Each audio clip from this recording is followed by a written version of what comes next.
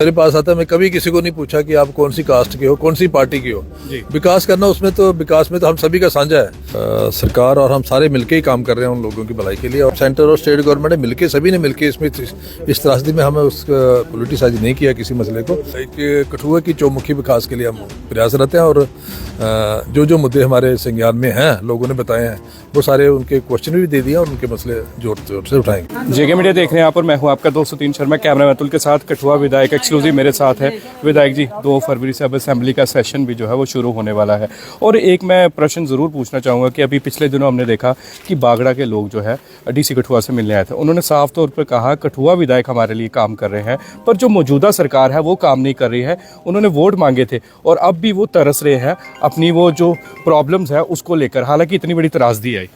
देखिए, सबसे तो पहले बड़ी दुखद घटना हुई थी 16 अगस्त 2025 को, और उसके बाद तकरीबन को 10 बार मैं उस विलेज में गया हूँ, और सरकार और हम सारे मिलके ही काम कर रहे हैं उन लोगों की भलाई के लिए। और जो एसग्रेशिया उनको देना था वो विदिन 15 डेज हमने दिलवाया था उनको जी।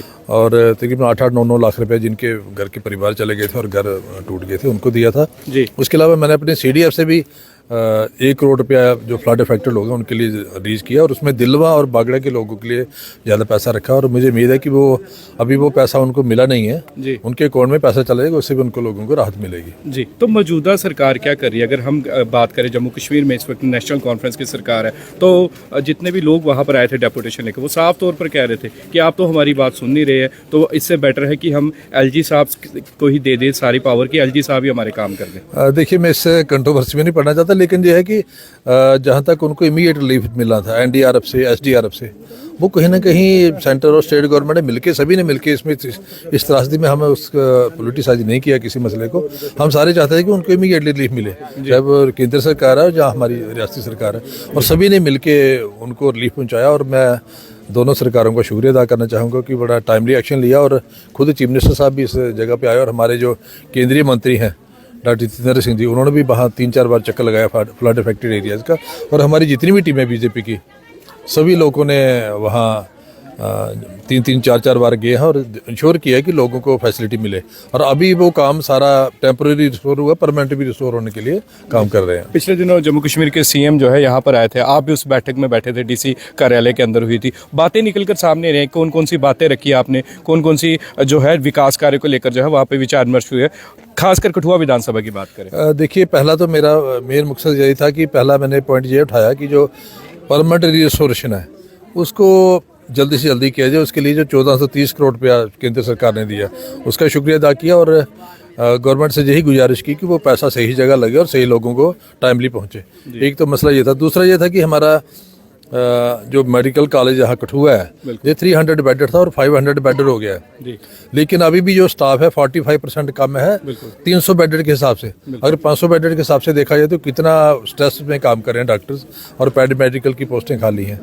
तो उसमें मैंने उनको कहा कि पिछले 4 महीने से एक फाइल सेक्रेटरी में पड़ी है, जो टेम्परेरी अरेंजमेंट हमने असिस्टेंट प्रोफेसर लगाने थे, MTS लगाने थे, वो फाइल जो है कि सेक्रेटरी साहब ने दबा के रखी है।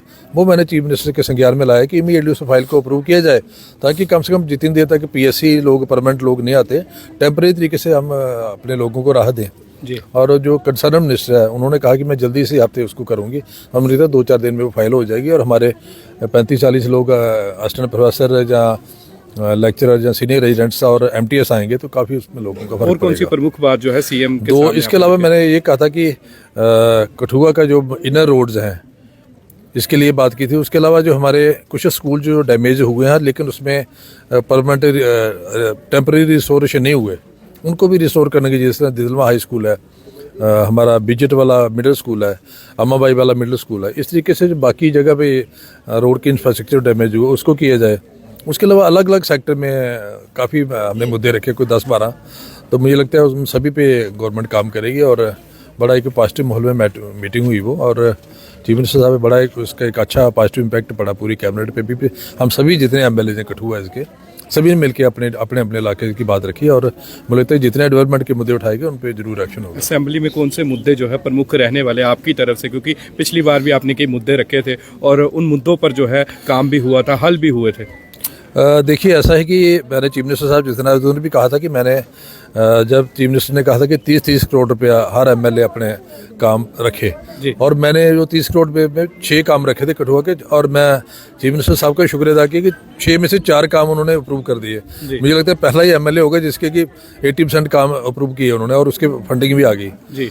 तो अभी जो है मुद्दे मैं पहले नहीं बोलना चाहूँगा, लेकिन ये भी एक सीक्रेट रखा हुआ, लेकिन कि सारे जो है कि कठुआ की चौमुखी विकास के लिए हम प्रयासरत हैं और जो मुद्दे हमारे संज्ञान में हैं लोगों ने बताए हैं वो सारे उनके क्वेश्चन भी दे दिए और उनके मसले जोर जोर से उठाएंगे। विकास कर रहे हैं, सोशल मीडिया पर सब कुछ दिख रहा है, अखबारों में दिख रहा है, पर फिर भी कुछ लोग कह रहे हैं कि विकास नहीं हो रहा है, तो वो ऐसा क्यों कह रहे हैं? क्या वो राजनीति कर रहे हैं इसलिए? देखिए मैं राजनीति में नहीं पढ़ना चाहता, अब लोगों ने हमें जिम्मेदारी दी है विकास करने की, तो 5 साल हम विकास करेंगे, राजनीति बिल्कुल नहीं करेंगे।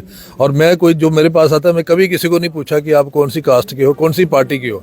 विकास करना उसमें तो विकास में तो हम सभी का साझा है। अगर हम सारे डेवलप करेंगे कठुआ को और कठुआ डिस्ट्रिक्ट को एज ए होल देखेंगे तो हमारी बहुत बड़ी जिम्मेवारी लोगों ने दी है और उस जिम्मेवारी को निभाने के लिए मुझे लगता है पार्टी के लिए स्कोप ही नहीं है जी। हम 24 घंटे भी अगर काम करें तब भी कम है जी।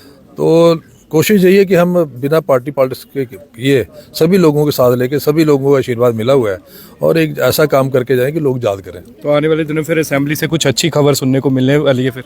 बिल्कुल अच्छा ही होगा कठुआ के लिए। जी शुक्रिया कठुआ विधायक। तो जिस तरह से कठुआ विधायक हमेशा हमें इंटरव्यू देते हैं और हमेशा जो है वो बिल्कुल साफ शब्दों में बातें करते हैं और जिस तरह से हमें भी था कि मीटिंग हुई डीसी कार्यालय में, जम्मू कश्मीर के सीएम वहाँ पर मौजूद थे, कई अधिकारी वहाँ पर मौजूद थे, तो क्या हुआ उस मीटिंग में, तो हमने साफ तौर पर पूछा और उन्होंने भी जवाब दिया। और साफ तौर पर एक और बात जो कही है वो ये कही है कि विकास करवाना हमारी जिम्मेदारी है, लोगों ने हमें चुनकर भेजा है और इसका ये मतलब नहीं है कि हम विकास ना करवाएं, ना हम कोई पार्टी देखेंगे ना ही हम कोई धर्म जाति, हम सिर्फ करेंगे तो विकास।